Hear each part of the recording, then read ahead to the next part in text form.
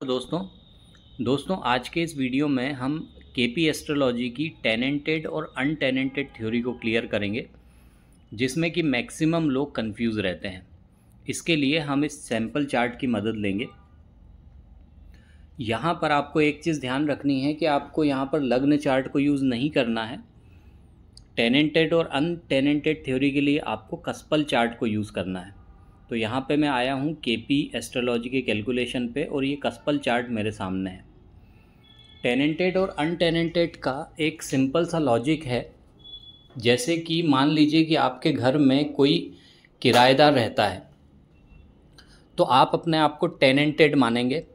यदि कोई किराएदार नहीं रहता है तो आप अपने आप को अनटेनेंटेड मानेंगे।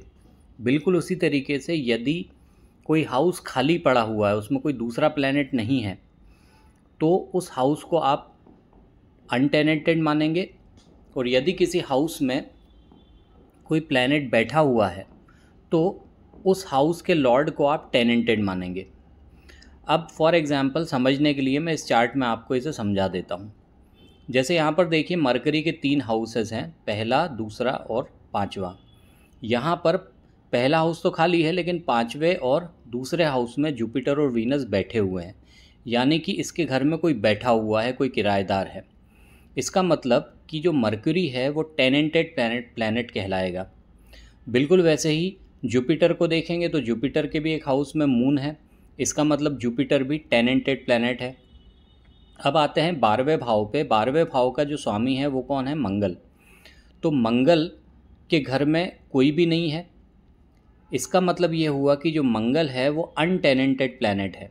बिल्कुल उसी तरीके से अगर आप 3rd हाउस देखेंगे तो 3rd हाउस खाली है और इसका जो स्वामी है वो कौन है? मून है, यानी कि मून भी यहाँ पर अनटेनेंटेड प्लैनेट कहलाएगा। अब ये जो टेनेंटेड और अनटेनेंटेड है, इसका मतलब क्या निकलता है? अगर किसी प्लैनेट के हाउस में, जिसका वो हाउस लॉर्ड है, उस हाउस में अगर कोई दूसरा प्लैनेट बैठा हुआ है, यानी कि आप जब उस हाउस से रिलेटेड डिसीजंस लेंगे तो उस प्लैनेट की चलेगी जो कि उसमें बैठा हुआ है। और अगर वो हाउस खाली है तो किस प्लैनेट की चलेगी? जो कि बेसिकली उसका ओनर है। यानी कि मरकरी का हाउस अगर आप देखेंगे और 3rd हाउस की बात करेंगे तो यहाँ पर रिजल्ट के लिए जुपिटर जिम्मेदार होगा, ना कि मरकरी। मरकरी भी होगा लेकिन बहुत माइनर केस में। लेकिन अगर आप 3rd हाउस की बात करेंगे तो 3rd हाउस के रिजल्ट के लिए कौन जिम्मेदार होगा? वो जिम्मेदार होगा मून।